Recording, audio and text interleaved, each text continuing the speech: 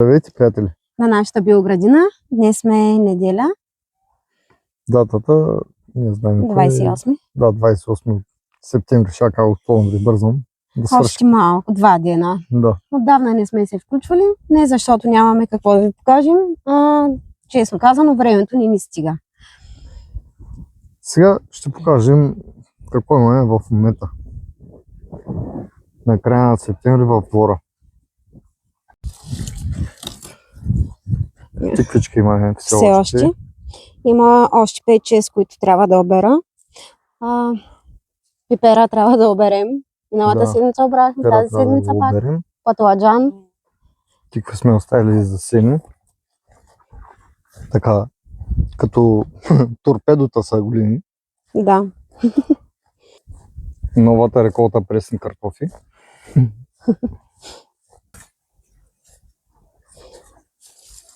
И от какво носи?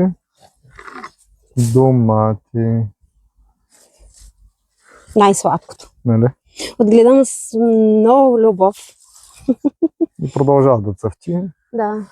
Някой каже пръскано и тулни, няма вредители, не нападнат, не е вярно.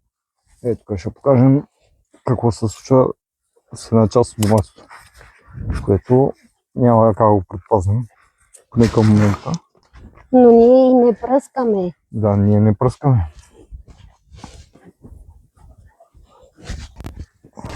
Тук едно малко пъпище се е скрило, което продължава да се расте.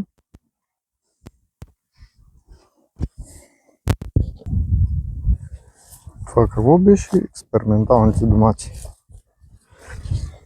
Ето се чухме дали ще оцелят. В същото време раждат. Тук не се вижда и още цвят.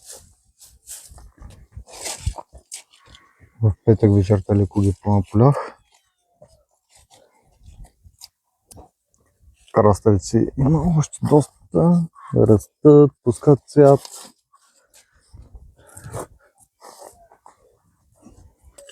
Даже една страница тръгнали да излизат. Искаш ли краставичката? Айде, заповядай. Оставяме си краставици за семи. А се виждат още няколко големи.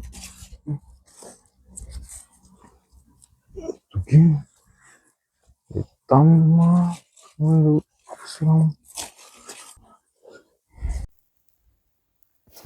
Не. Кош. Браво. Не. Така.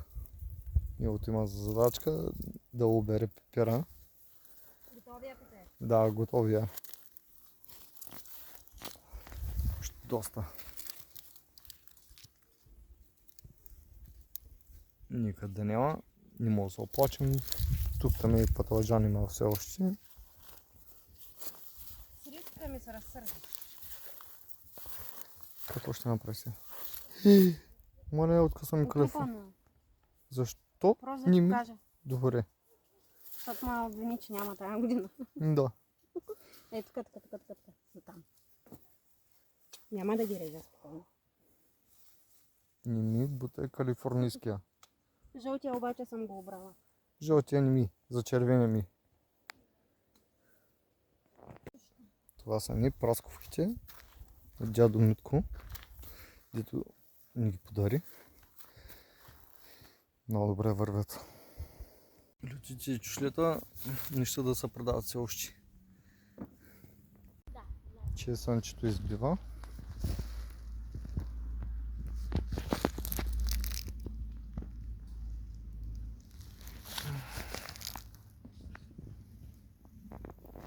Това са ни малините, които успяха да оцелеят.